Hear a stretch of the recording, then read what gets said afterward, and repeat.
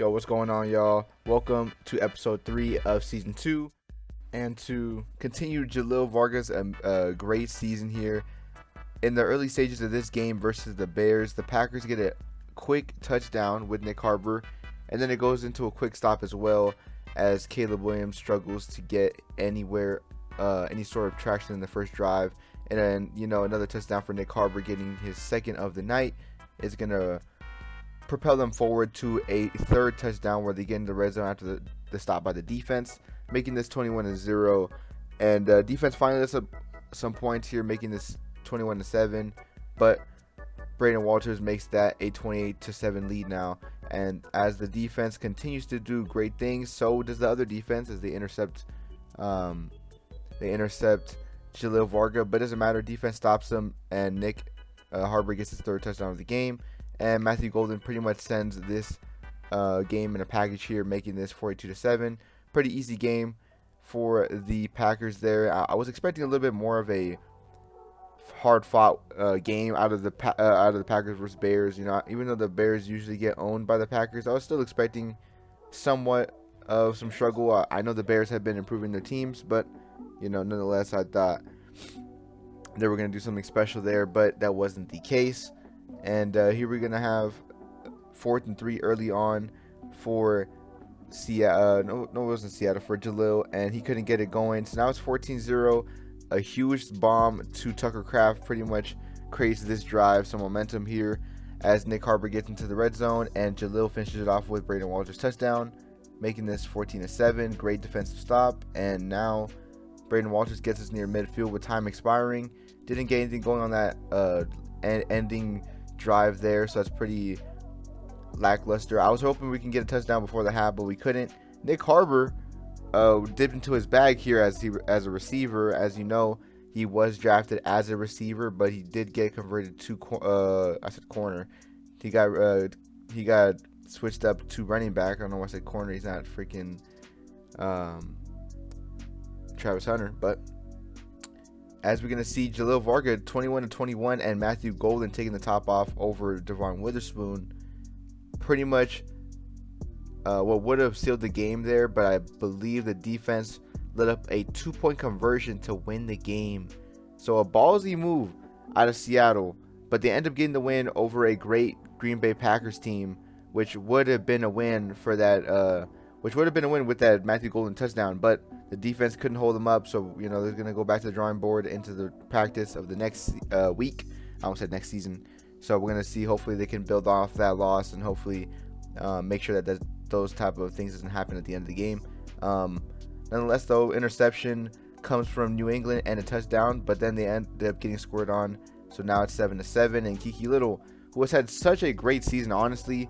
I mean, the media has been speaking about Kiki Little's performances and how he in the last year of college he wasn't really that impressive, but like I said, in the last season of his senior season, I mean, he knows what he's doing with the football, and he just didn't have an O-line there at San Jose Tech, and that was more on the team and not as a quarterback, because as you see, Kiki Little is frying the Saints, and you know what, it's easy to say that when you have such a great and talented O-line and receiving core to throw to and having great protection, and the Patriots for the most part have been a pretty winning franchise the last 2 seasons. But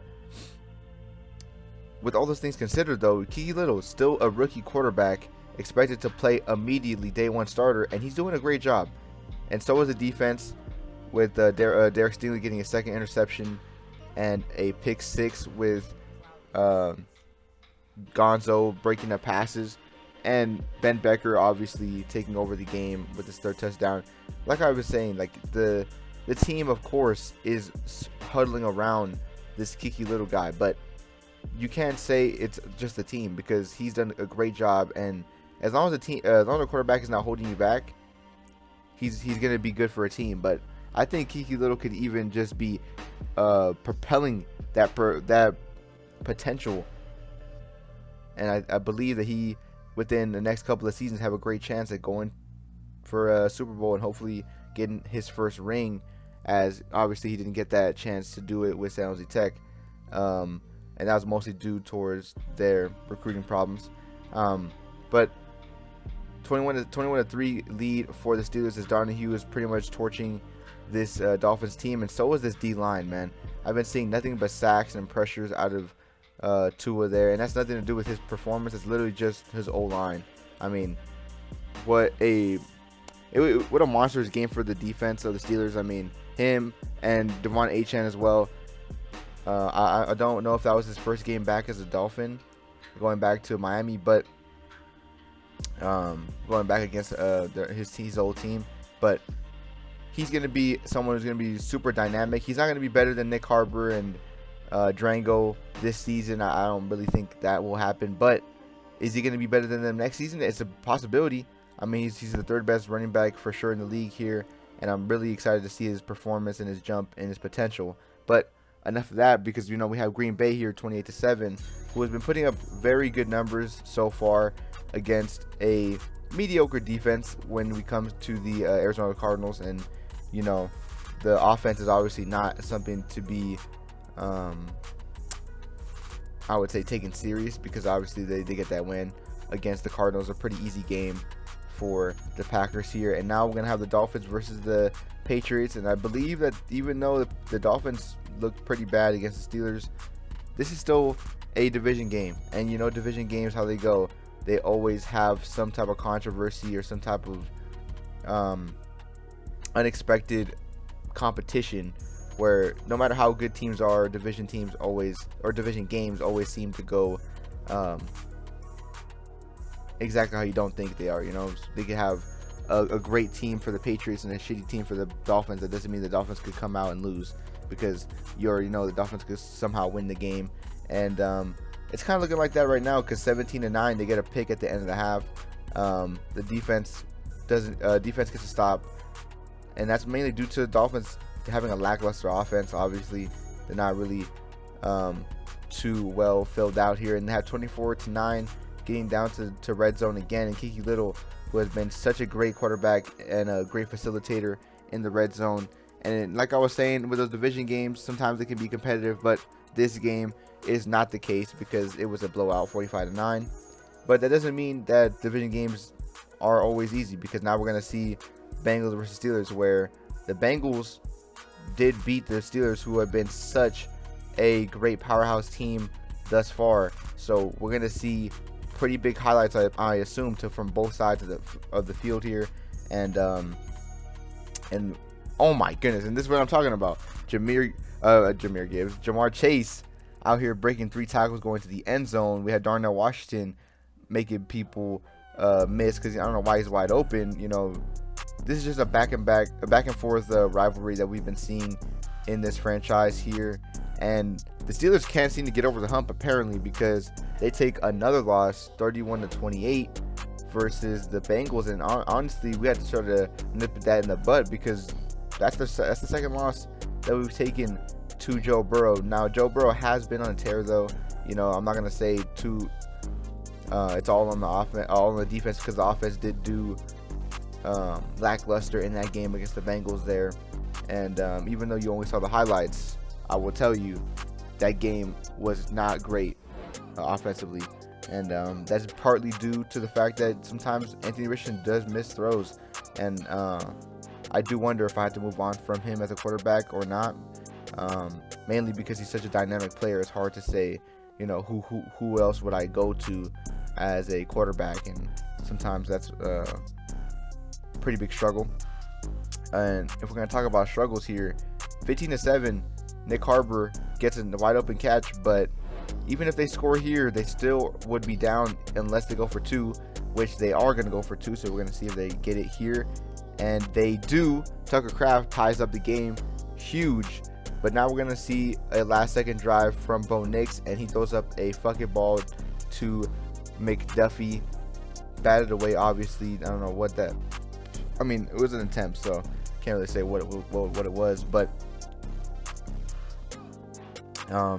and now we're gonna have the Broncos with the first possession of the game, getting 2nd and 7, getting to 3rd and 5, and they try to go deep here, but gets batted away. And now we're gonna have Green Bay, and it's pretty much over. I mean, Green Bay is probably one of the best closers in the league. I mean, it's mainly due to their running back position. I mean, Nick Harbor is such a good player to have in that fourth quarter, and LeJarvis Best ends up bringing it home for the Packers, 21-15. And that's pretty much what I was saying. When you have Nick Harbor as a running back and you have that O-line, it's always going to be very advantageous for them to be the people with the last ball, the last team with the ball, because they're just very good at getting those extra 4 or 5 yards every time they run the ball. And then obviously with the very talented receiving core, it's hard to just play the run because you can't. And now we're going to have 7-7 here with the Patriots trying to do something here, and on kickoff they end up fumbling. So I don't know who 23 is, but you need to get back in the lab, because that's not what Michael Jordan would do. And what is number 3 doing? Splitting between 2 people, 4th down, and 4th and goal, they get it. So the Patriots looked really good on defense right there, trying to get a goal line stand. Houston Texans quarterback, those are the laser in there. I actually don't know who that is. It kind of looks like Mac Jones for some reason, but it could be like some random dude, but it really looks like Mac Jones. He kind of moves like him a little bit, but nonetheless, he's throwing dimes.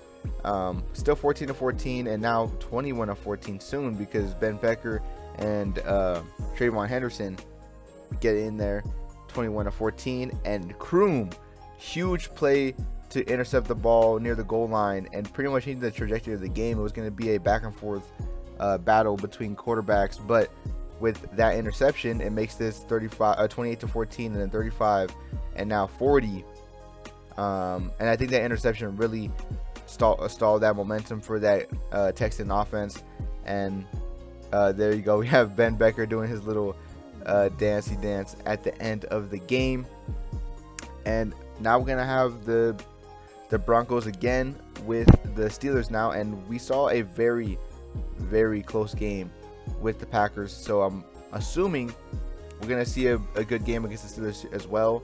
We're gonna see it though. Yep, they get a nice stop on 4th down, and so does the Steelers. And now another stop. So now we're gonna skip a little bit into the game, 20-14, and Pat Surtain gets an interception, and 4th and 6 in the goal. Donahue gets that 1st down, and oh my, is that Darnell trying to rush through people, kind of gets his stick a little bit. And our 3rd string running back, I don't know why he was in, but he got the touchdown. So you know what, I'm gonna say I'm happy about it. 28-26 now, and they get the touchdown on the sideline, and we just throw this up just for fun. And Donahue goes up stairs and gets that catch, and I believe that was Caleb Johnson, finishes the game 43-26. So for a little bit, it was very close. I think the garbage time touchdown made it seem a little bit more of a blowout than it really was, because for a little bit that was pretty close, and that was going to be just like the Packers game. But I think we just have a really explosive offense, and it made it look a little bit better than it really was. And Jaleel Vargas pretty much boomstick off that scramble. I don't know why he thought he was Michael Vick there. He tried to imitate his best Michael Vick impression, and it really wasn't that advantageous for him. He kind of got folded like a lawn chair, but then he goes out there and throws up 2 touchdowns, and the 3rd one comes with Braden Walters doing some witchery. He pretty much turns into a Beyblade there, getting that touchdown, pretty much sealing the game 21-10. And now, very important game. We're gonna have the New England Patriots versus the Dallas Cowboys here, and Kiki Little first to strike as he gets a touchdown to J.D. Kimball. And J.D. Kimball and Westbrook did a really good job on that drive, and so does the quarterback, Jane Daniels. I don't know why I couldn't remember his name. Gets a nice scramble off of that, and Durango stumbles his way into the end zone. So the main thing we're going to really see here is if Kiki Little can manage the pressure, because obviously his O-line isn't the best in the world, and Dallas Cowboys D-line is very good. And then on the other side for Jaden Daniels, we're going to see Kenny handle the corners, because the DB core and linebacker room of this team is very impressive. And obviously, the D-line is probably one of the more lackluster parts of this D-line. Of this defense for the Patriots, and that's exactly why you're going to see Drango really try to go into his own element and be a dominant force there. But that's where it gets interesting, because for Cowboys, it's the linebackers and D-line, whereas the Patriots, it's the linebackers and the DBs. So it's really interesting to see how both of these teams can navigate through the other team's weaknesses. And so far, it's pretty exactly how I've been thinking it's going to go. You're going to see the great runs and then the play actions, and then you're going to see the big bombs from J.D. Kimball or Ben Becker. And that was a great play out of, I don't know who that was, but he just kind of came out of nowhere and batted that ball away. And who is this now? Drango tried to throw to Drango on Kroom, which is kind of an insane throw to make. And oh my goodness, Kyle Pitts making people miss, getting a little bit groovy over there on the sideline. I don't know what that was, but what a sack or pressure, I would say, from that D lineman, getting a perfect opportunity for the linebacker to get that pick six. And Woodson, off of the next kickoff, goes all the way down to the red zone, and Drango gets perfect position to score. And you just can't make this shit up, man. Like, when the Patriots do one good thing, they just can't do another good thing. But right here, J.D. Kimball makes a nice move and just cuts it up and goes all the way to the end zone. And that's more on the speed of the Cowboy safeties. I don't know why he's that slow, but nonetheless, Avils makes a huge move, which I forgot about Avils, man. He's been pretty quiet the last couple of games for the Cowboys. I haven't really seen anything too crazy out of them, but great things come from him. And as I say that, he gets head top. That's kind of funny. Mercado, nice interception, pretty important thing. You got 45-36. Kiki Little gets intercepted again, and I do believe that'll probably be the last chance they get to win. Oh, they get a stop. They're going again. Kiki Little intercepted again. Oh my goodness, we're just playing fucking patty cake with this football, just going back and forth. And Jaden Daniels gets sacked, and that will do it. Cahill, the rookie, puts a bow tie on the game. Very, very explosive, blockbuster type of game out of the Patriots and the Cowboys, man. I knew it was going to happen. It was going to be that shootout, but I didn't think it was going to be that crazy. And oh my goodness, Stefan, pick six. And pick six to come in the first play is insane. But back to what I was saying with the Cowboys and the Patriots, the Patriots just got to find out how they can really protect and thrive as a team with Kiki Little at the helm. And for the Cowboys, they just got to find a way to get a better defense. The DBs of the Cowboys are probably the only thing that's really holding them back. Their safeties and DBs are pitiful. But if they get that going, Super Bowl team immediately, man. It's just, DB core is very important as a team.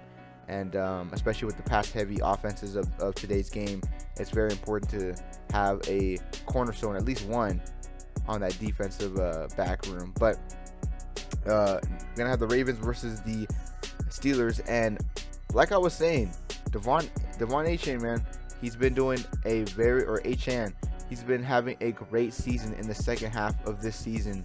And I wouldn't be surprised if he gets more than 1,200 or 1,300 yards on the ground.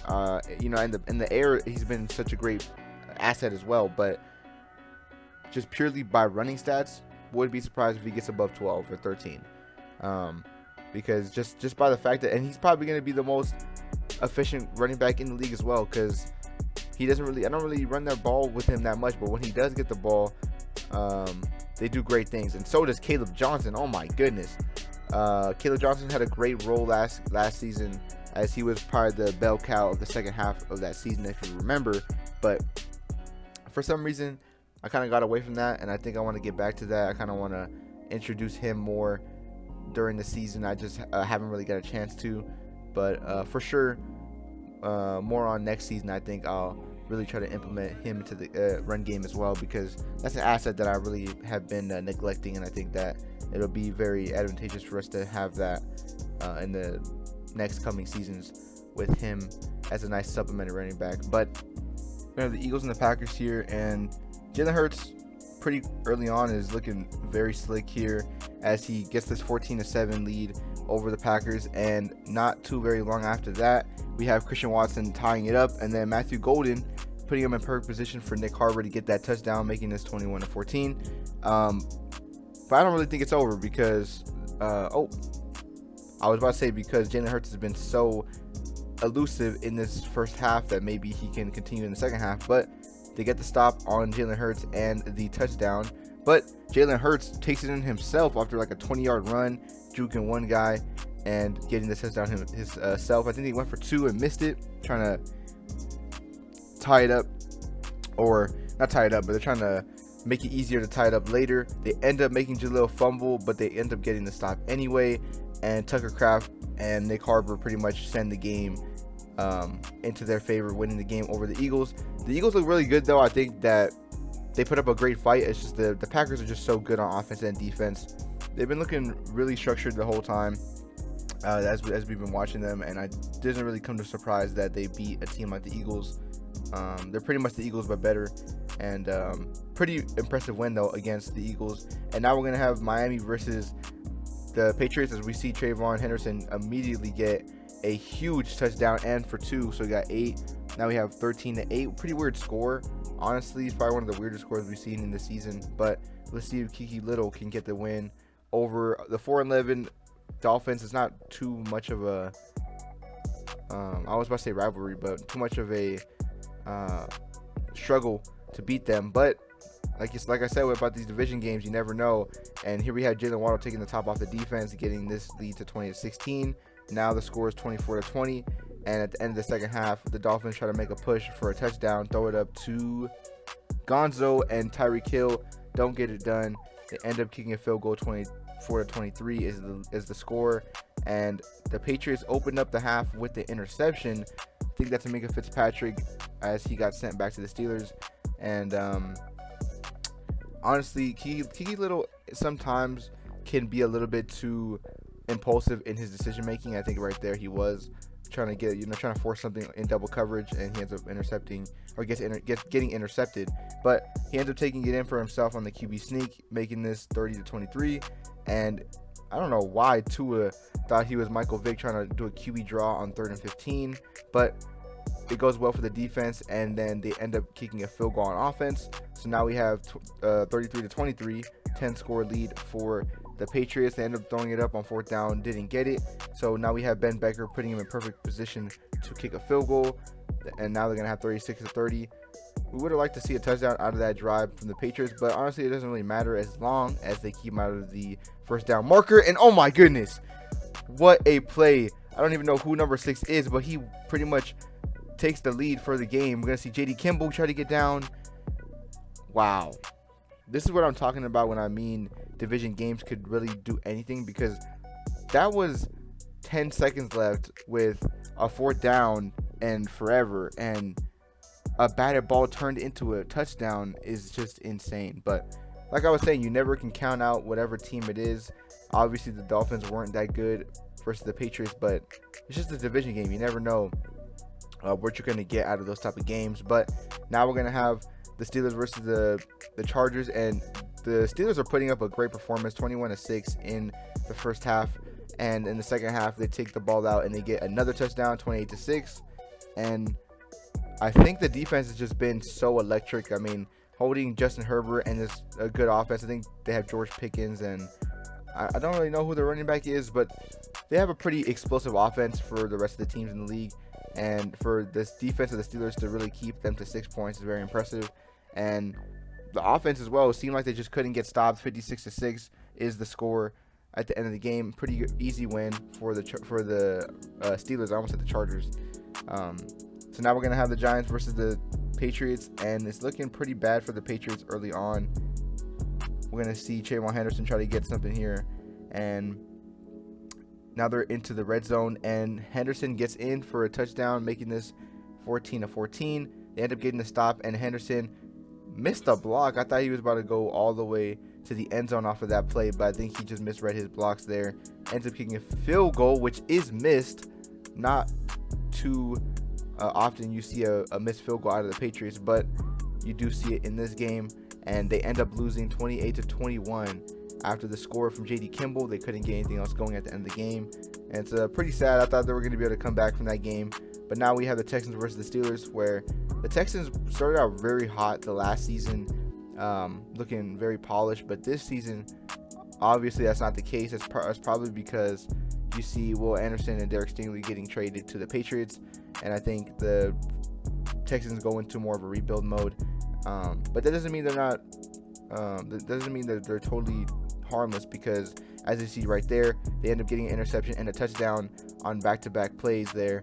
And we see, I still don't know who this quarterback is. I'm guessing it's Mac Jones, but he ends up getting a nice play, and they end up running the ball in 17-7. And it looks like Anthony Richardson finally decides to wake up as he gets us into the red zone, and he takes it in for himself, making a 17-14 lead for the Texans a little bit more manageable. And oh my goodness, Thornton making people miss, taking a lot of punishment there, but we end up fumbling the ball on 1st and goal, and they end up taking it all the way to the house.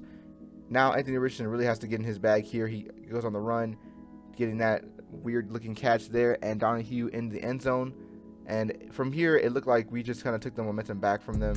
And this is what I'm talking about when I see Donahue just getting the ball short, and he just starts taking the ball. You know, his rack yards have just got to be insane. They're always short little catches that develop into 20-yard games, and you see it there. 1st and 10, they just unloaded there, and I don't know what Anthony Richardson was trying to do there. He ends up throwing in a double coverage, and Nico Collins takes it in, making this 35-30. Then they went for 2, trying to get the field goal positioning. Now they had to go for a touchdown here. 3rd and 10, he throws it up to a triple covered Nico Collins, and they get it. Oh my goodness, we're just seeing lots of miracles out here as you see Nico Collins jumping up and down. And honestly, I did not think we were going to lose to the Texans, no less. I mean, we had the lead pretty secured there, and all of a sudden we end up losing. We kind of pulled the Patriots right there against the Dolphins there.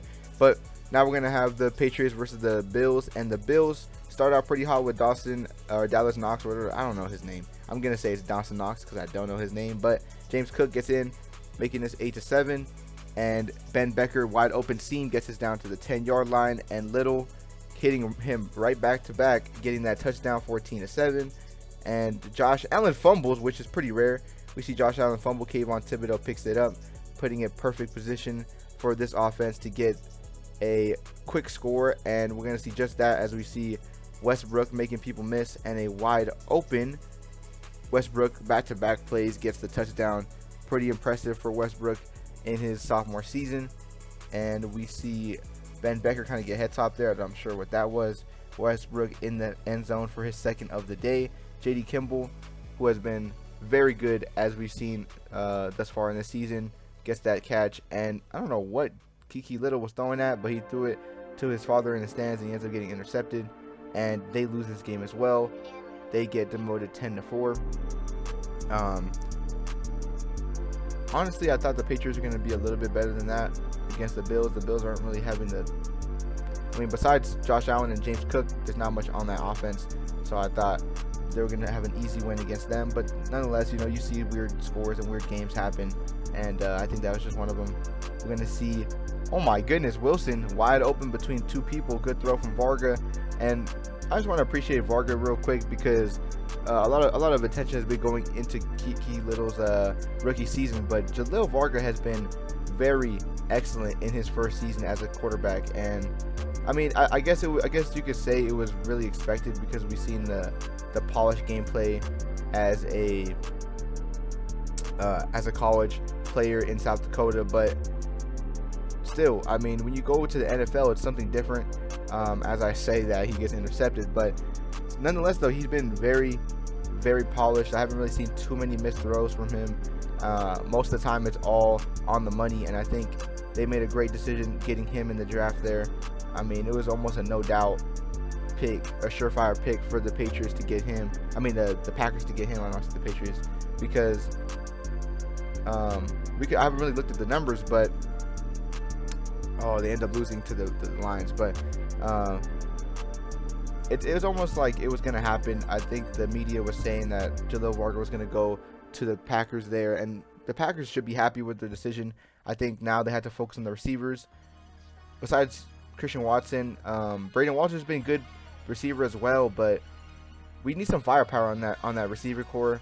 I mean, like I said, besides the Christian Watson player, I mean, I don't really see too many people that are really getting that explosive pop that we see out of the Ben Beckers, the Avils, the Pharaohs, the J.D. Kimballs. You know, we need some more explosiveness, and I think Braden Walters sometimes has it, but he kind of lost the sauce from college, and I think maybe getting another receiver could revive Braden Walters' gameplay and make it easier for Jalil Varga to really shine as a quarterback in the later half of the playoffs and things like that. But now we're going to have the Chiefs versus the Steelers, and I believe this is the last game of the season. I'm not sure for the Steelers. And as I was saying, Devon Achane really has been kind of a breakout running back where you're not really expecting him to be that explosive. I mean, not explosive, but you're not expecting him to be that productive, I would say. But as you see here, making people miss, coming up off of great blocks and going all the way to the end zone, pretty much untouched on that play. It's very impressive. Back-to-back running plays for him, as you see him kind of celebrating, and the defender kind of pushes him out of bounds with some frustration on their face. Honestly, seeing him as a running back really develop is pretty happy to see, because sometimes when you get such a good receiving core or maybe such a good quarterback, you want to throw the ball all the time. But in that game, he put up a very special performance, putting over 250 yards and 3 touchdowns against the Chiefs. And I think when you see that level of development from a player, you really start to look at the both sides of the offense and knowing that your running game is just as powerful as your passing game. And sometimes that's very important for me, at least as a play caller, to know that. But now I believe that was the last game of the season, so I want to say thank you guys for watching the video. For sure, the next episode is going to be straight playoffs, and you're going to see who gets in the playoffs, who goes to the Super Bowl, and obviously who wins. So I really appreciate you guys for watching the video, and if you made it this far, please consider liking and subscribing. It really helps me out. And besides that, we'll see you in the playoffs video for season 2, and stay tuned.